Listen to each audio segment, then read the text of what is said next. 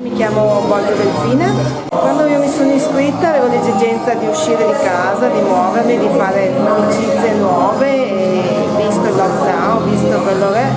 e quindi niente, mi sono iscritta oltre a fare amicizie nuove, fare compagnia, andare a ballare, perché mi piace molto, diciamo così, rimemorizzare un po' di figure, un po' di passi che mi ero dimenticata nel frattempo. Il beneficio che ho ottenuto è migliorare i passi perché li facevo troppo grandi, quindi perdevo un attimo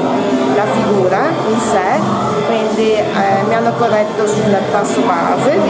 nel farlo più piccolo e ho migliorato tutto il resto, le posizioni, i movimenti, le mani, la postura eccetera. Gioia, allegria, sentirsi rinascere perché la musica mi piace, il ballo mi piace, mi è sempre piaciuto da piccola e quindi appunto soprattutto gioia, mi elimina lo stress, se sono stanca non sento più la stanchezza, anzi mi rinvigorisco. Avevo già frequentato una scuola di ballo andando in discoteca, però appunto volevo iniziare con un'altra scuola per migliorare alcuni aspetti del ballo. Frequentare una sede come Artista Baila mi piace di più perché c'è un'entrata, diciamo così, non tanto programmata, ma nel senso è più libera e c'è un ambiente più familiare e puoi sfruttare la serata ballo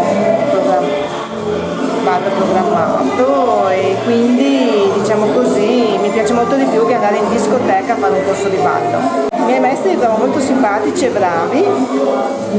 molto aperti